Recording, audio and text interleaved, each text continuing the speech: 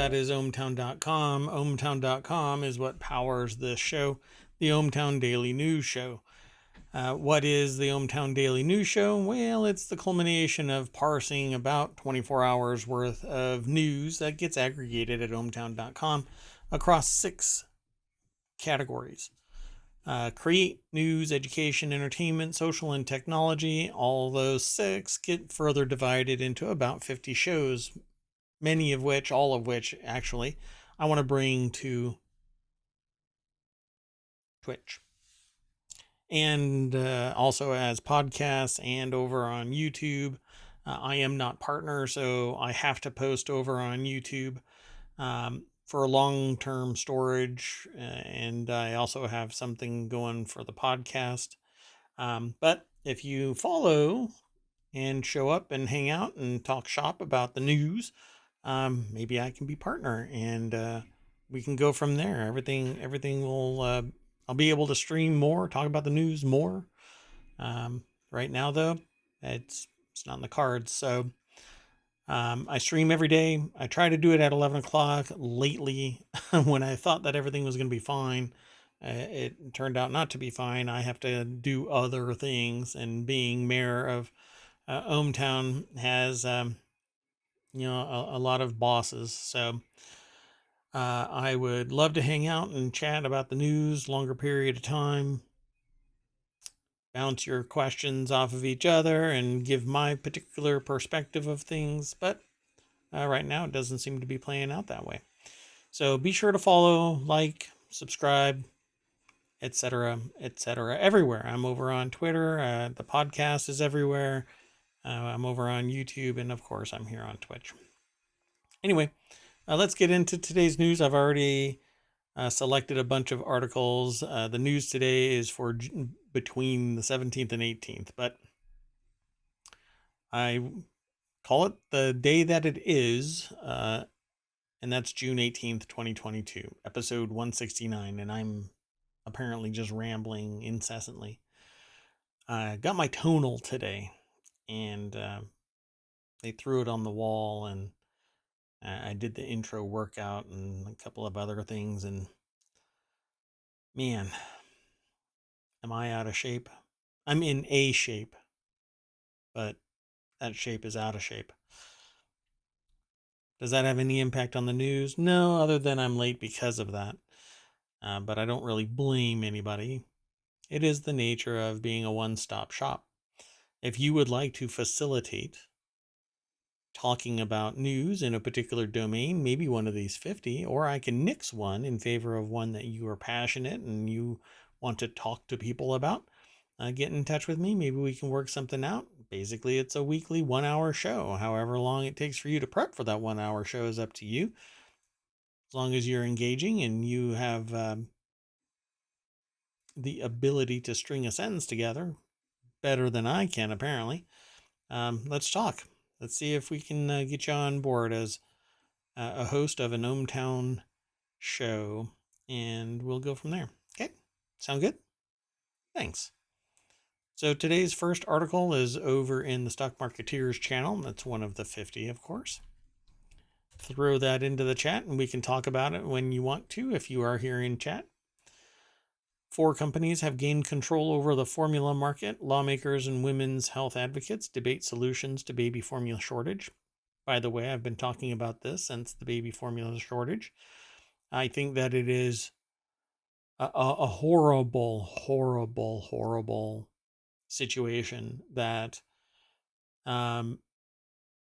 everyone from industry to government, even local leadership, is against the idea of somebody creating their own formula for their baby because it needs X, Y, and Z nutrients, except that it is a recipe. It is a known, and it should be enumerated as such. You cannot patent a recipe. You can patent the proprietary elements within it if they are custom made, but you can't patent the formula. You can't trademark the formula. You can't copyright the formula.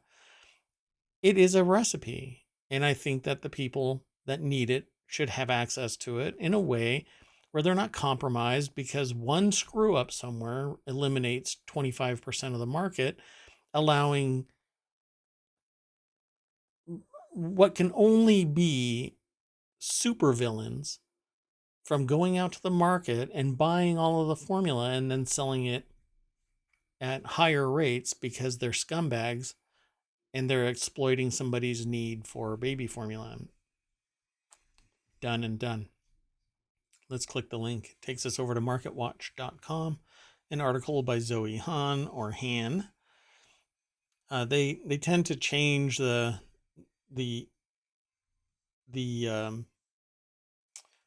title over time, and they do updates, and they're kind of stealthy updates.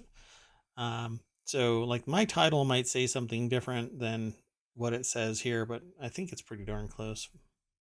Yeah, it is the same this time, but there's a day difference in the last edit.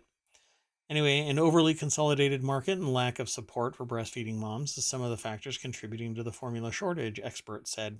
I said this way back at the beginning of this. I've been talking about it in the news, that I think that it's disgusting that only a few companies, through mergers and acquisitions, have basically cornered the market of baby formula, and it should be criminal that there are so few people that are making it. But it's because the bar is set so high for mass production of baby formula through basically monitoring, simple government monitoring that guarantees the integrity of the baby formula, except that it can still be screwed up by these consolidated people. And what happens with consolidation is not a better product, but fewer competitors in a particular range mean that everybody can jack up the price almost in conspiracy with each other because they see the market as, well, they're raising their prices, so I can raise my prices, instead of saying, well, I can be a leader and lower my price and provide better service and a better product and maybe, I don't know, compete instead of collude to make everything rise in pricing. And all it is big money going after the trailing edge of a company that might be looking for buyout. And there's no additional competitors because the bar is so high. Believe me, I know about this because I've gone through it. I couldn't continue to compete with PayPal because there was always something being lobbied for and policy changes and et cetera, not to mention federal regulations that put downward pressure on any financial instrument that might exist. But once you're in the game and making money, you have political connections and financial backing, well, then all hell can break loose because you can weather the storm of penalties and whatnot. But if you fall afoul of it prior to having copious amounts of money in your books, well, you're screwed. You're done. But this is one company, one manufacturing plant, took out 25% of the market, right? 25% of the product on the shelves. So when I walk into the store and I see empty shelves, it reminds me of the beginning of the pandemic, and the exact same thing happened. Prices rise, you get limited ability to purchase. There are people buying pallets worth of product and then selling them somewhere else, long lines. But in this case, you have starving babies. So how difficult is it to release a product formula, get it? It's a formula which can't be patented, can't be protected. It's a recipe. If I can grow other food in my backyard or my basement, why can't I produce for my needs or for others in my community baby formula? Publish the recipe. And I guarantee you, some other person's going to go out there and scoop up all of the raw supplies. And it's the producers of this kind of stuff and the sociopaths of this kind of stuff that go out and do that. That's the problem with society. And you can be a capitalist, that's great. But when you're exploitive, society needs to come down hard on you. Next article is in the Hatch Ideas channel. Leaked audio reveal that TikTok data of U.S. users was accessed repeatedly in China, says a report. TikTok U.S. user data was accessed by engineers in its Chinese parent company for at least 4 months, BuzzFeed News reports. The outlet reported that the data was accessed repeatedly from China based on leaked audio. It could raise fresh privacy concerns for TikTok. And the users of TikTok have to know that this data is being exfiltrated to China. It's a Chinese company. And it's just poking that button that feeds endorphins, and people are soaking it up. They are just juicing this again. They're hitting that button. I gotta look at this little snippet. There's no critical thinking. It's just pure juice pushed into the vein, and that's it. That's all there is to it. There's no value to it. It's just upwards of 10 minutes, but I very rarely see a 10-minute anything from TikTok. It's a pithy little statement and maybe a meme and something else, which is awesome and great. But when your privacy is being compromised, when it's data gathered and ultimately going to be used against you in some way, from marketing to whatever, and now you don't even know where it's going. TikTok data on its US users has been repeatedly accessed by China-based employees of the social platform Chinese parent company ByteDance, according to audio from over 80 internal TikTok meetings obtained from BuzzFeed News.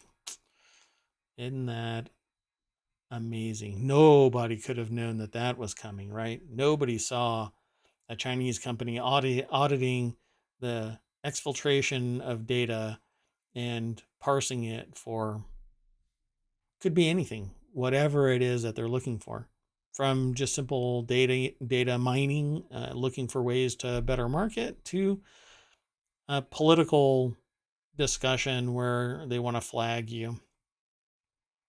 So this article's over at businessinsider.com by Travis Clark. And it says the outlet reported the data was accessed repeatedly from China based on leaked audio. So let's see for how long was this actually taking place.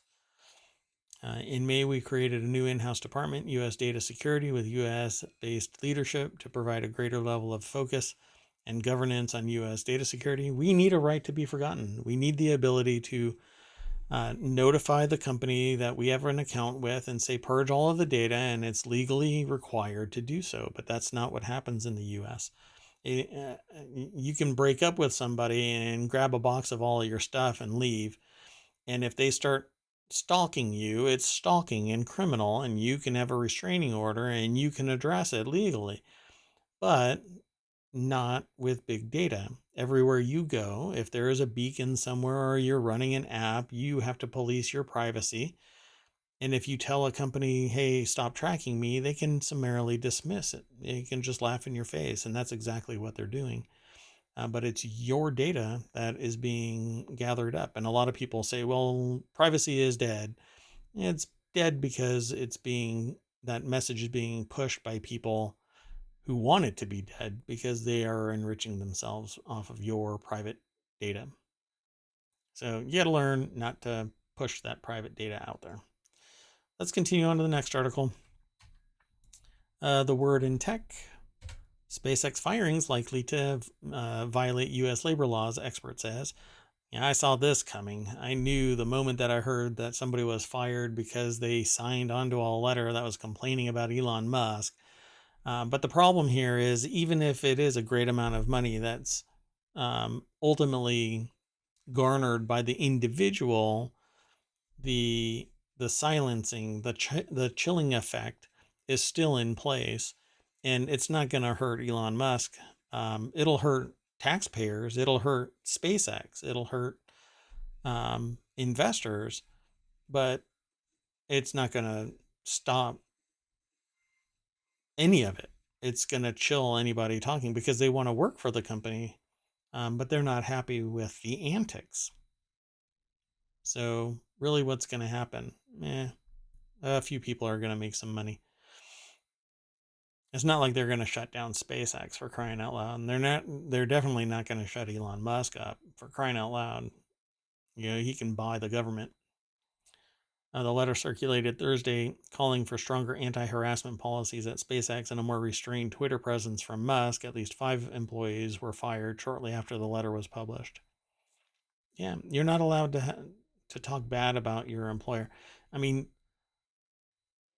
think about that for a moment. You have the First Amendment, and when it applies, when everybody wants it to apply, they make it apply, right? I can say whatever I want, wherever I want, to whoever I want. That's the First Amendment. No, it's not. It's a control on the government to stop exactly what just happened. Except this is a private company. And so they can do exactly that and then get fined, or it gets ignored by the people who got fired. And they just, they go, well, I don't want to die on this hill. I'm just going to move on to something else. Well, when you're getting fired from one of the preeminent technology companies, it sends a signal to other people that may have been interested in hiring you beforehand. But what's going to end up happening with this is nothing at all is going to come of this. Except maybe a few people are going to shut up and a few people are going to be rich, a little bit richer. Maybe they're going to get settled out of court. But it's not going to stop anybody. But the First Amendment doesn't apply here because it's a business. Good luck. Good luck. It is going to be a problem because they are retaliating off of a statement made in regards to the company. And it's usually verboten, but it isn't a violation of First Amendment rights. You aren't really allowed to say whatever you want about a company. That's really not how it works. But businesses like to just kind of pay and it goes away. It strikes me as a letter that is mainly about working conditions, one lawyer said. Yeah, it is. But I've said it in other streams. The problem with businesses and their politics is that the politics of a business and even the CEO speaking on behalf of the business means that every employer within it has to argue their side. Well, I am not aligned with Elon Musk, or I'm not aligned with SpaceX's political messaging. And that does the employee a disservice. You literally you can't be proud of the company you're working for because they are doing something that is the antithesis of what that employee wants. And that's why I say that there really shouldn't be Citizens United. There really shouldn't be identity for a business. It shouldn't be able to have business crossing into political discourse. Politics are supposed to be by the people for the people, but that's not what is going on here. And the First Amendment doesn't really apply here. I'm sure somebody's going to spring it forward. Well, I can say whatever I want to. No, you can say whatever you want to about the government, but a private business, they'll fire you. And everything is at will. So the moment everything is at will, they don't even need a reason to fire you. Why did we fire them? Because we didn't want them here anymore. And it'll have to be an uphill battle to prove that the people who signed that, it's obvious to me, they fired the people who signed this letter. Good luck. Let's move on to the next article. This is Uncharted will fly out of a plane screaming and onto Netflix in July. I've watched Uncharted. It's like a national treasure movie. It's pretty fun. Obviously, there are plot holes all throughout it and issues all throughout it. But I thought it was neat. The movie where Tom Holland recreated some of the PlayStation series iconic scenes will be coming to Netflix on July 15th for US customers, according to What's on Netflix. I guess that's a website. TheVerge.com is where the article is sourced from, and Mitchell Clark is the author of the article. It's a lot of the scenes. I would love to have the ability to stream this on the continuity report and talk about Uncharted, because there's a lot of scenes in here where it just doesn't make any sense. Like the woman in between these two, somewhere along the lines, she acquired a part of it, of the thing that they are in need of, but she's miles away from it in terms of having the ability to get her hands on it, yet somehow she has her hands on it. And those kind of plot holes just kind of, well, I mean, they're ripe for the continuity report. Which right now, all I'm doing with the continuity report is doing a series about Friends. I talk through the show as I stream it. I don't show the movie or the TV show itself, just the transcript, and I talk about them talking and the scenes and maybe the technology, the business aspect of it, the sociological aspect of it. I mean, they were talking. You'll have to just go and look at it. It's over here in my VODs. You can watch it and then come back and follow me. See that right there? It says 88%. I'd like it to get to 100%. That would be awesome. More people talking in chat. I've had raids and stuff over the months that I've been doing this, I've been doing this for like 6 months, from nothing to where I am now. 169 episodes, including this one, plus others that are about like specials. And now the continuity report is streaming. I've only done 2 of them, but I want to bring 50 shows to Twitch. Anyway, Uncharted is a lot of fun, and you watch it. I mean, it's one of those things where you don't need to engage a lot of your brain cells to watch it, but it is fun to watch. I just pick it apart as time goes on. The next article is over in The Word in Tech. Lego's new, and it's not Lego's, well, it is. Lego's new $400 Lion Knights castle is a love letter to my childhood. That's what the author wrote in the title. And this time the ladies are in charge. So let's click the link. It'll take us over to The Verge. And there you go. You won't be able to see this on the podcast. But Lego is going to be opening up a $1 billion production facility on the East Coast of the United States in Virginia. I think it's in Virginia. It might be North Carolina. I think it's Virginia, actually. Anyway, this article is over at The Verge, and it's by Sean Hollister, pardon me.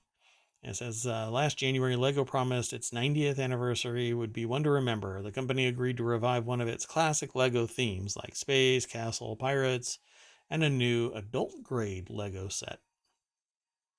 If it isn't a Ferrari, then it's not adult set. Anyway, no, that's not true. So this has the same price ratio that pretty much anybody who's really interested in Lego has. So it's $400. It's 4,514 pieces. And it's the Lion Knights Castle. So let's see. This is what it looks like. Again, you can see the pictures if you're in the podcast. Follow the show notes. It'll take you straight through ohmTown over to The Verge. And you'll be able to see the pictures. And I remember this when I was a kid. So this actually does bring me back to when I first got to play with Lego. And it's Lego bricks. It's not Legos, folks. It's Lego bricks. I can't wait. I'm actually talking to. I'm considering trying to get a job over at the Lego factory when it is made, because it's. I'll have to relocate to another state, but it might be fun, to talk about Lego.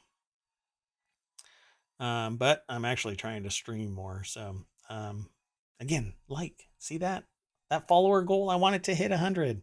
Go tell a friend. Come and talk about business, technology, and society. Yeah, there's some politics in here, but it's mostly good natured and not this deep and dark whatever. Everybody's sad about politics. Let's see here.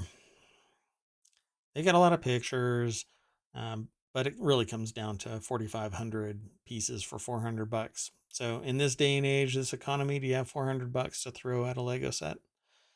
I don't know if I can justify it. Even the inner kid in me, um, as much as I want this, I don't know if I want to spend $400 to buy Lego. Although I do want to put them. I've got a whole bunch, and I want to put it on shelves behind me. But then maybe you wouldn't see all the lighting in that rave that I have going on behind me. So if you have any questions or comments, concerns, something's going on in the world and you want to talk about it, throw your question in chat. Happy to talk about it. The next article is over in the Daily News Show. That's this show. It just happens to be also a show channel on ohmTown.com. Critics say Amazon must improve after leaked doc reveals looming labor crisis. Yeah, there's a bigger crisis than just labor. And all of this concern about the economy and lack of supply chain and unions and whatnot is going to keep on pushing the industry to automate and do away with repetitive human labor. And that will drive up unemployment rates. And a lot of people think, oh, well, they'll train and go do something else. And that's just not how it works. It's very expensive to retool. It's very time consuming to retool. And bots that are moving stuff around already in Amazon is a proven case for expanding it to greater ability of robots to do what humans do. So that means that there's going to be more unemployment until they retool. Again, very expensive. And we are heading towards an inflation rate that I am saying is going to end up around 13% by November. What's going to shake out from that? Who knows? Maybe things will change, but I don't think that companies are all that hip to lowering their profit margins to keep prices the same so that they can pay more people a higher wage. And that's really what it's all about. It's that sociopathy that says, don't pay people to be employed, fire them, raise your profit margins, and raise your prices, and everything is cool. Just push the other people that survive this harder, and those that survive attrition, well, you know that you've got them by the gromba, and you can do whatever you really want to them until they quit too. The Great Resignation is because of this level of sociopathic abuse. Maybe it's time to improve working conditions and allow your workers to unionize, says Lorena Gonzalez Fletcher of California Labor Federation. Yeah, that's why unions exist. This article is over at Common Dreams. Again, you may not agree with everything that Common Dreams says. I certainly don't. Every time I link to one of their articles, I always have the caveat that I find that their titles and some of their verbiage is inflammatory. It's really there to incite you to respond in some way. So take it with a grain of salt and think pragmatically about it. They're trying to raise your ire, but the information might be profound enough to change your particular take on things. So challenge your preconceived notions, and on the other side of that, you'll be a better person. Let's see here. Some tweets. The problem with capitalism is that everyone eventually you run out of other people's labor.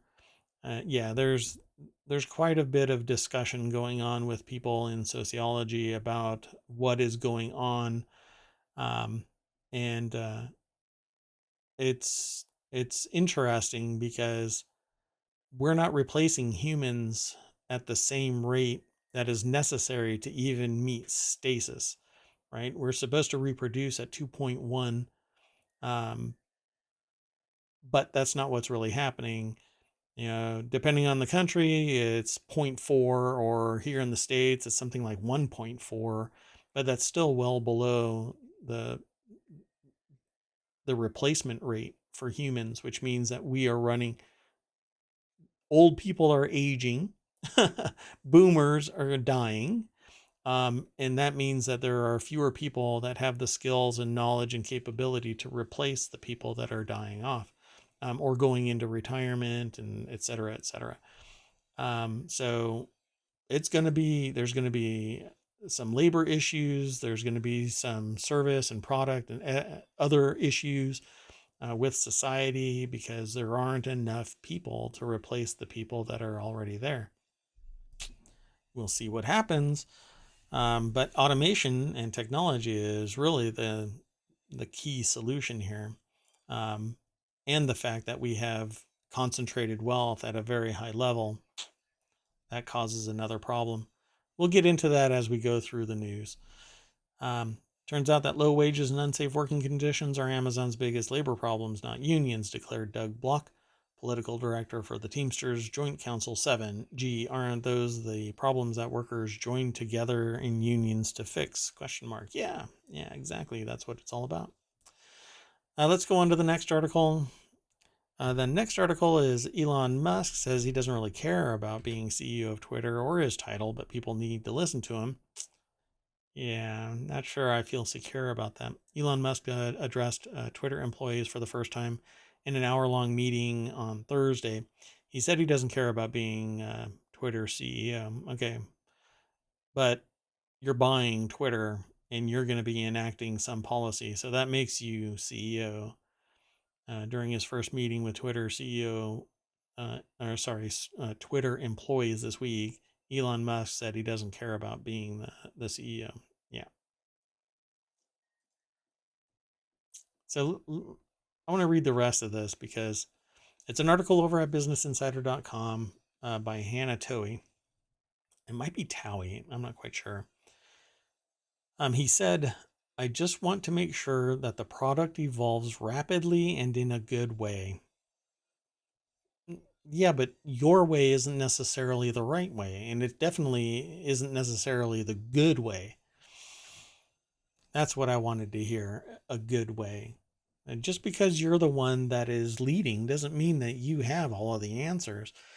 The reason why SpaceX, by the way, was almost about to implode and take Tesla with it, but it got a hell of a grant from NASA that funded everything that spawned afterward, and it was a domestic launch method to get supplies out to the ISS.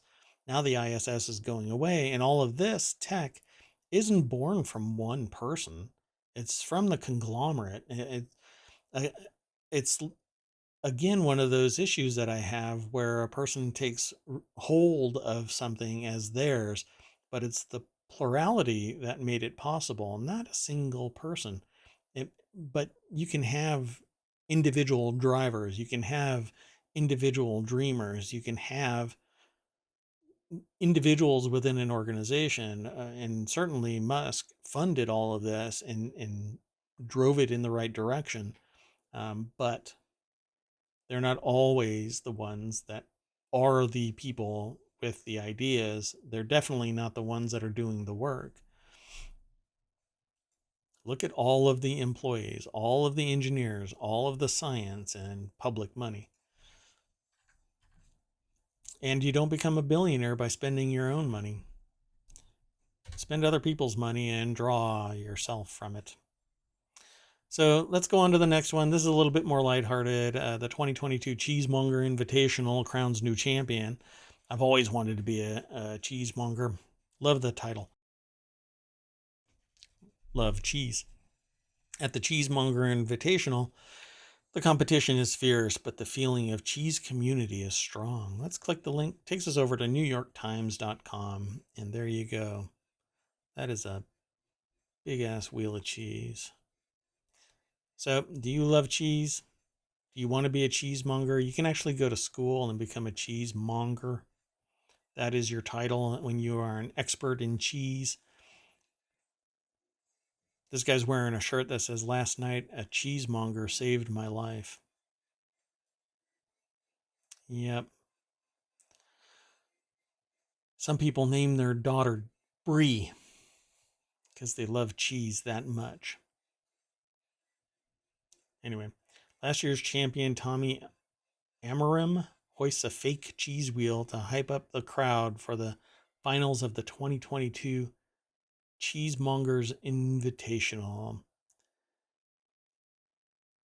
Let's see. Kara Condon was a dark horse heading into the 2022 Cheesemonger Invitational in Brooklyn last Sunday. Although she'd been working in the field for more than a decade, she felt that her rapping skills weren't in the top tier and worried that her cheese and beverage pairing wouldn't be a hit. Come on, you had me at cheese. So then she was announced as a finalist, and Kara Condon, winner of the 2022 championship, aced the trivia segment of the final round. See, now I want to go to this, the Cheesemonger Invitational in 2023. That would be amazing. Okay, I'm going to put that on my calendar. It's just a horrible picture.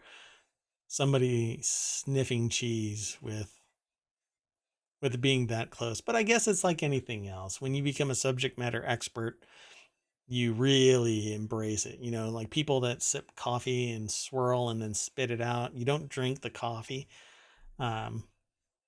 Or you do it with beer or wine or whatever. You follow the policy and procedure. I wouldn't be able to resist. I'd be eating that cheese, and cheese is my love language. As Adam Moskowitz is wearing a shirt that says that. I can imagine there's a lot of cheesy memes out there. Well, let's continue on to the next article. Import of formula worth 19 million bottles set to arrive next month. I already talked about this briefly, not particularly the import of the formula, but the fact that only a few companies control all production of baby formula. And even though it's a recipe, there's really a lock on it because of policy and procedure in place that keeps it from this recipe going out to the public, so that people can be in charge of making formula for their own children, just getting the raw supplies and making it themselves. If you look it up, making formula, it is discounted entirely. Every organizational body is saying, do not make formula. Well, I hate to break it to you, not everybody can breastfeed, and milk isn't necessarily good for a baby. It's not good for a baby. You need formula. You need natural breast milk. One of the two. Well, you can't get a recipe that is endorsed by anybody in government. They will nix that idea altogether. But the problem there is one company shuts down one plant and 25% of the market is empty. It's devoid of supplies because of one screw up somewhere. Even with government oversight, they still screwed up. And now the plant is done again because of flooding in one company, one plant, done. So, import of baby formula worth 19 million bottles set to arrive in U.S. next month. Vice President Harris said there's more work to do to address shortages. The article's over at abcnews.go.com. Alexander Hutzler and Sasha Pezanik is the author of this. I just think that it's disgusting. So, approximately 750,000 cans of Danone, I guess, or Danone. Danone here is Danon, but with, I guess, the E, maybe it's Danone. formula, equivalent to 1.3 million pounds of formula, or roughly 19 million 8-ounce bottles, will be imported from the company in Ireland and is expected to be sold at major retailers in July. I'm going to be acquiring a book that's going to be talking about this, and it's interesting that I've discovered this book. I have to go and get the name again. I was just told about it, but I got to go and find it. And I've been talking about this privately for years, and since January, I've been talking about this, that basically entire countries have aligned their focus on whatever they think they had strategic advantage of and leveraged external governments, external countries and companies to produce whatever they thought that they were good at. And now, because of that, we are so stripped of our internal ability to provide for ourselves that we have to lean on external countries and economies. And so now we are tied together. So let's say China decides that they're going to go full xenophobic and turn off exports. That would crush the rest of the world, but not necessarily stop them from continuing status quo, because they may have the ability internally to provide for everybody, or not care about the subsistence farmers that are a plethora of the citizens in China. United States is equally positioned that it can fend for itself in terms of food and other manufacturing up to a point. Consumer goods, things where people just want to purchase it because they want a new set for their outside lawn furniture, that will go down in purchasing and the price will shoot through the roof. But the United States can fend for itself, but many, many other countries cannot. So let's continue on. The next article is in the Hatch Ideas channel. House Democrat calls for Clarence Thomas to step down over his wife's push to overturn the 2020 election results. Yeah, Ginny Thomas wants to talk to Congress about the January 6th hearings, and it's going to set the record straight. But I suspect that this is the kind of desire to speak that will land a person in jail. But because they are the wife of a sitting Supreme Court justice, nobody's going to touch that. So, but I think that this is true. Anybody who spoke about overturning the election, that it was legally conducted, there's zero evidence that anybody did anything fraudulent. It's all built on ignorance and desire to install a fascist government. This is all BS. I think that Clarence Thomas should step down too. There's too much of a conflict of interest, but we know that conflicts of interest really aren't of interest nowadays in government and in many cases law. BusinessInsider.com is where this article was aggregated from. John L. Dorman is the author of the article. Pascal's comments came after a new WAPO, Washington Post, report regarding Ginny Thomas's efforts to overturn the 2020 election. There's more in this article, but I would encourage you to just watch the January 6th hearings. And if you have a differing opinion, throw it into chat. Please throw it into chat. Happy to hear what you have to say. Just keep it civil. Remember, you're visiting somebody else's house. I welcome you in, but don't start throwing vitriol around.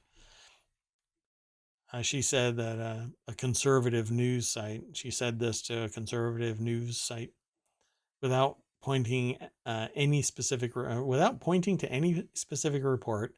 I can't wait to clear up misconceptions. I look forward to talking to them. Yeah, get ready for some mental gymnastics.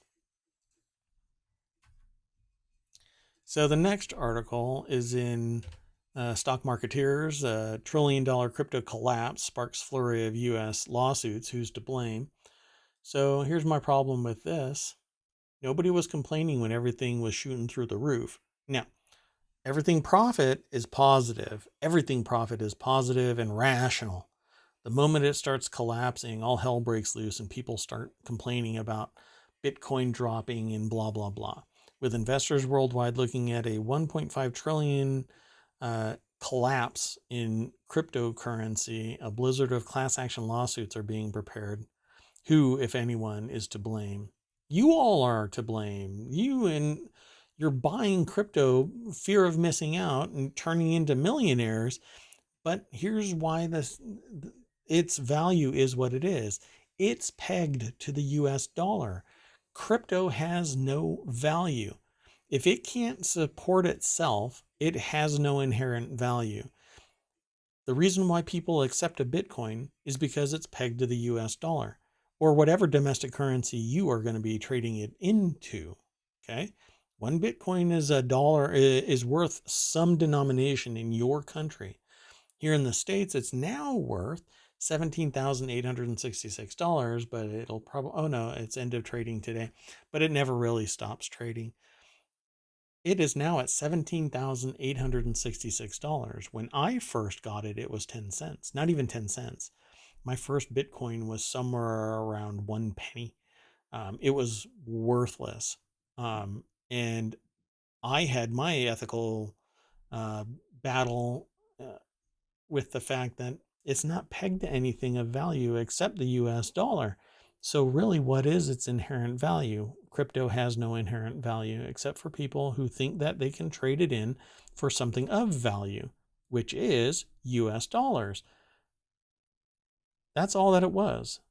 But very smart people who have no ethical or moral concerns about where the wealth really is and what is done with the wealth acquired Bitcoin when it was in pennies and now have been selling it, trading it to get out of it when it's at $20,000 or $60,000. But when it's skyrocketing through the roof, nobody complains. The moment it starts to collapse, that's when everybody starts bitching. So you know what? You took the risk. You need to bite that bullet. Just sit there and take it. Sell now, get out, learn your lesson. It was your risk, and it was an irrational one. An entirely fear of missing out, you only live once decision that you made to get into something that is entirely pegged to something that is pegged to something else. The GDP is what makes the US dollar what it's worth. Crypto is a proxy. There's nothing in crypto except the opportunity to turn it into real dollars. So who's to blame? Your decision making. This article, by the way, is over at MarketWatch. It's written by MarketWatch, but it says Kim Kardashian and Floyd Mayweather among those being sued, but prosecuting fraud in the crypto arena is notoriously difficult. By the way, none of that money is federally insured, so all of it is lost. But if you bought it at below $17,866, you're still green. You just may not have any money except that value if you can get out in time. So start getting out in time. Will it climb back up? Maybe, if investors decide that they're going to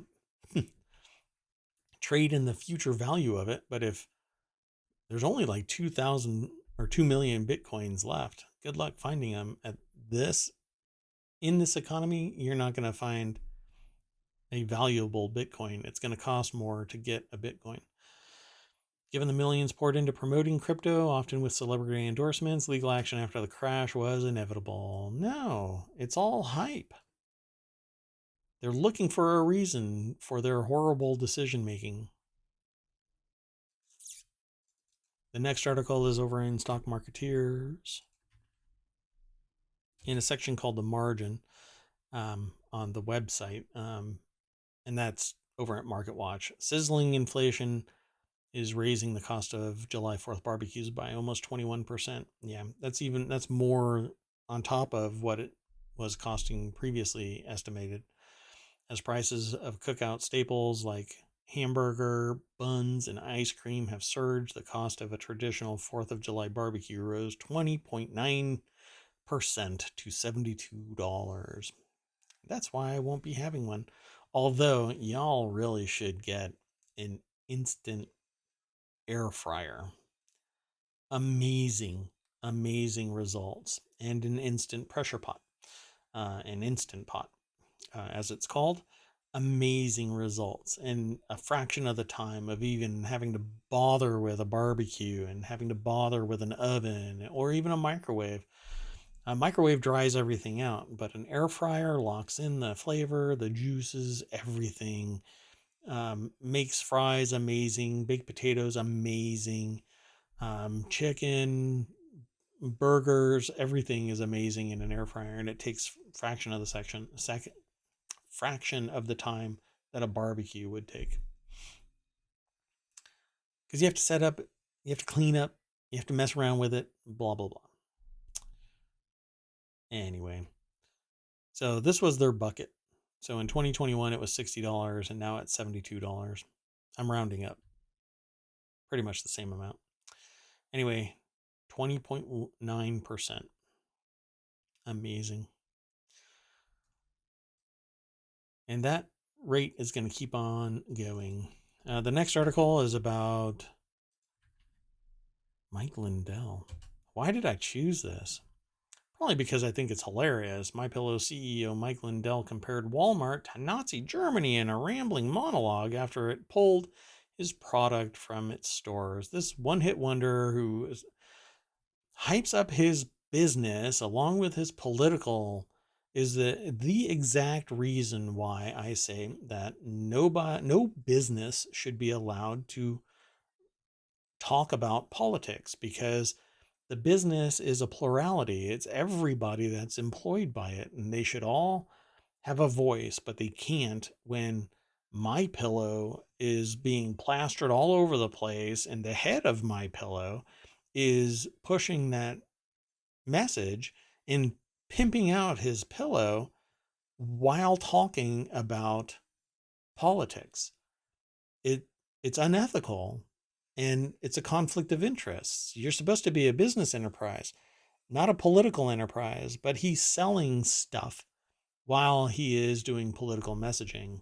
That's why I posted this up there. So this is an article by Business Insider.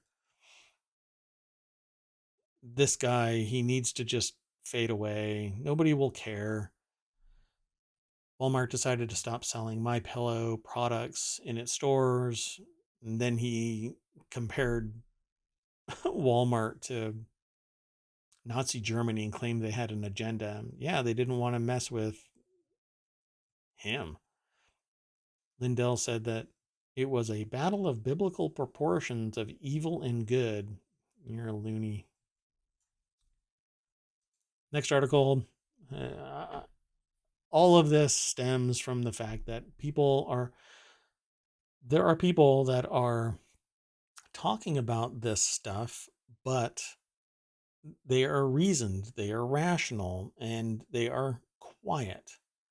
Meanwhile, the loonies out there are running around screaming that it's the end of the world and that the only thing that will save the world is their particular brand of religion, and their particular brand of fear, uncertainty, and doubt. And they are the ones that are being slighted. But let me tell you, they're not. They're not. Just try and do the stunts that they're pulling in some other countries and see how fast they are shut down. Go and rant and rave like this in Turkey. Go and rant and rave like this in China. Go and rant and rave like this in Saudi Arabia or Egypt against the government, against key people, leadership, etc., and it will not end well. But they're being slighted, and nobody's out to end their ability to practice their whatever they want to, but you know, I'm not going around to doors until the beginning of the year I wasn't running around even doing this. I wasn't talking like this. But at the beginning of the year, I said, let's start talking about the news publicly. Let's start talking about business, technology, and society. You can't get one without the other. But I'm not knocking on doors, and I'm not screaming about a particular ideological bent. I'm talking about openness, equity, inclusion, shining the light on things, being open and honest with people, having real conversations. But this is all about their particular ideological bent, and that everybody else is wrong without any of the conversation. They're just trying to stuff it down your throat. 7 staff of The Late Show, by the way, were arrested in Washington, D.C.'s Capitol building. They were charged with unlawful entry. Well, this is because of the January 6th insurrection stuff. So this article, the next one on the list, is titled Tucker Carlson accuses Stephen Colbert crew of insurrection after they were arrested while filming a comedy segment at the Capitol. And this is why Tucker Carlson is cuckoo. And the reason why this is so out of bounds, so off the wall and wrong-headed, they were making something, it was instruction on satire. They were going and making something that was satirical about January 6th. What happened on January 6th and what Tucker Carlson seemingly has fomented based on every news report that's out there that it mentions his name is that they were trying to overthrow the government. And there was a news organization that was actually apparently helping out. Like, what is going on here? It's fomented. If there is something really there, why not publish it in a real way? And, if the evidence is sound, if the evidence is real, then post it. Disclose it. If it isn't, smoke and mirrors, hand wavy woo woo, then it's there and you can't deny it. But it's all of this, they're taking the country from us is bullshit. Wrong-headed. The next article, and this article is over at businessinsider.com. Joshua Zitzer is the author of this. They were doing something satirical, but the problem is that they were told, no, you're not allowed to go here. And they went there anyway, and they shouldn't have. And all it did was add fuel to the idiocy that is Fox News and Tucker Carlson. I'm happy to go. No, I wouldn't say that. I'm willing to go and look at the news and see what the other sides of various stories are. But I won't tolerate stupidity, and that's stupid. Claiming that they are insurrectionists. It was 7 people or 10 people or whatever. It was a freaking crew filming something satirical. They weren't a stacked column in camis with zip ties chanting that they were going to kill Pence. You idiots. On the lighter side of things, in the Hatch Ideas channel, Sriracha is running short. Maybe that's the grounds for insurrection. So this author put 10 of the most popular alternatives to the test. Nothing comes close, and some were just offensive, much like people suggesting that it was a vacation and not an insurrection. Ryan Hogg, Beatrice Nolan, and Harry Kirsch are the authors of this article. I would just suggest that you go over there and read this article and get the minutiae of it. But the sriracha sauce is in greater demand than ever, and I am willing to bet that there are some scumbags out there that are buying it all up because they have the money to, and they're selling it on eBay or wherever at great uh, cost to everybody, because they found a way that they can exploit this inflation and recession that's coming, and you're just scumbags, people. Instead of being social, you're being exploitive. And I mean, it's freaking sriracha sauce. Unfortunately, none of the replacements are going to come close. Why? Because they have their own special recipe and process, and time to just make something else. You know, be innovative and start producing your own. Good luck. I don't think it's going to work. It takes a long time to make sriracha. Next article is in the Hatch Ideas channel, why the $2 trillion crypto market won't kill the economy. It's because, and I'll make it easy for everybody, it's because the crypto market is a disparate section of wannabe billionaires that have maybe become billionaires or millionaires because they've cashed out into real dollars.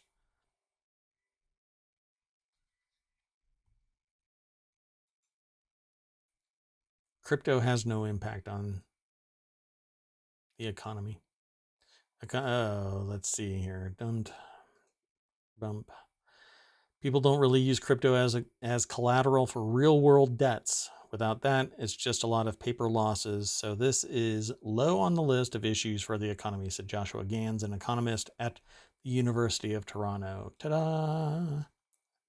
That's what I said, just in different terms. You can go over to CNBC, and this article is by Mackenzie Segalos. I'm going to get through these two articles, and then I'm out of here for a little while. We'll see if I can come back later and do another episode of I Need Friends. Boeing unveiled a new 777 Eco Demonstrator jet that will test ways to make planes safer and more efficient. Take a look at the huge test bed. It's a 777-200ER. Dun, dun, dun. And yet will be stacked like cordwood, and flights will be canceled. And anyway, this article is over at businessinsider.com by Taylor Rains. I think it's great. Research should be done. But for crying out loud, man, I think that the amount of people per plane, it's just exploitive. You don't have the ability to stretch out in any way unless you're paying $5,000 for a first class ticket. Even that is disgusting to me. That you can just pay a little bit more and you're in the same freaking box, but you're priced out because, well, you were born to the wrong family, whatever. Anyway, you can go over to the Business Insider article and take another look at all of the pictures. I won't go through them all. It's a really long article. But know that there is a new Boeing 777 Eco Demonstrator jet. The last article of the day is going to be, unfortunately, about Trump. Trump said he would very seriously consider pardons for his MAGA supporters found guilty of storming the Capitol on January 6th if he becomes president again. And that alone should have him nixed from running for president, because he is paying for a vote by all of the people and the families and tertiary bodies who are associated with the people who stormed the Capitol, the insurrection. He is trying to buy their vote. And I think that should be illegal. Even the implication would have destroyed anybody else in politics. The optics, just the mere hint. But this is, I don't know, an alternate reality where we're in the wrong timeline. All of us rational, thinking, ethical people are in the wrong freaking timeline. He said those charged in relation to the riot were being unfairly treated. Yeah, you stormed a building, did damage, people died, all because your small subset are pissed off that you lost. Yet you're screaming about all of this other stuff. You know what? there wasn't anything wrong with the election. You can't prove it. Nobody has ever seen anything except from that side of fanatics who are hell-bent on saying that the other side, every single accusation is a confession of their own abuses. And this is basically telling all of these lunatics, I'll pay you with your freedom after you make me president, but only if you make me president. I can't do anything about it otherwise. So if you don't want to go to jail longer than between now and 2024, make me president again. So it's all lunatic. With that in mind, we go back to the front page of ohmTown. There's all kinds of news in here. It's not all politics. It's business, technology, society. There's fun, there's games, movies, music, all kinds of stuff. Come over to ohmTown.com and find your own. And then come and talk to me here on Twitch. And I'll see you tomorrow, 11 o'clock. Bye-bye.